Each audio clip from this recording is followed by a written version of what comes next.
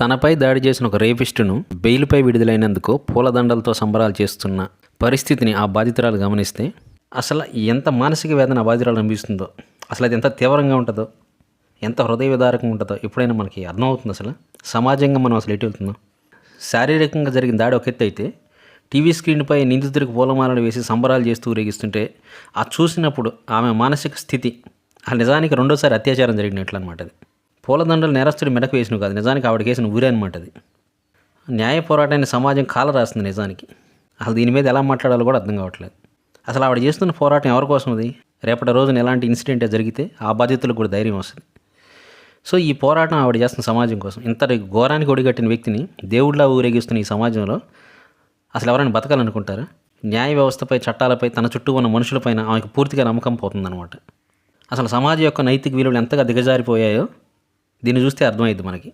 ఎవరికైనా ఇలాంటివి చూస్తే ఆ బాధితురాలు ఎవరున్నా కూడా, రేపు నువ్వైనా, నీ చెల్లైనా, ఇంకోళ్ళైనా, నా చెల్లైనా గుండెల్లో భయం మొదలైద్ది.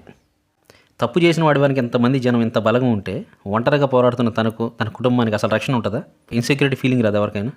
ఇలాంటి సమాజం ఆవిడ ఒంటరి చేసి నేరస్తుడి వైపు నిలబడితే అదేంటిది? Sense of betrayal. అది ఎవరినైనా మానసికంగా కుంగదీస్తుంది. చివరికి వాళ్లే నేను నోరు విప్పి తప్పు చేశానని భావన కలిగేలా చేస్తుంది అనమాట. అంటే ఈ సమాజం ముందు నిలబడి న్యాయం అడగటమే తప్ప లేదా పాపమా? చివరికి ఎలా చేస్తున్నామంటే మనం నిశ్శబ్దంగా ఉండిపోతేనే మంచిదేమో అనే స్థాయికి వాళ్ళని పుష్ చేస్తున్నాం మనం. ఇప్పుడు ఏంటిది? నిందితుడు గెలిచినట్లు అనమాట, ఆమె ఓడిపోయినట్లు. అది ఏంటి? అది తీవ్రమైన కోపంగా మారాలో, ఆగ్రహంగా మారాలో, అది ఏం చేయాలో కూడా అర్థం కాని పరిస్థితి అనమాట. అది నిజంగా నేను రేప్ చేసిన వ్యక్తి దండలు వేసుకుని తిరుగుతూ ఉంటే, అది నువ్వు కళ్ళ ముందు టీవీలో చూస్తూ ఉంటే అసలు ఈ సిచ్యువేషన్ ఎలా వర్ణించాలో కూడా నాకు అర్థం కావట్లేదు. నిజానికి వీడికి వేసే దండలే, ఈ పనికిమాలిన వెధవలకి వేసే దండలు ఏవైతే ఉన్నాయో, నిజానికి ఆ బాధితురాలు గుండెల్లో గుణపాలు గుచ్చుతున్నాం మనం.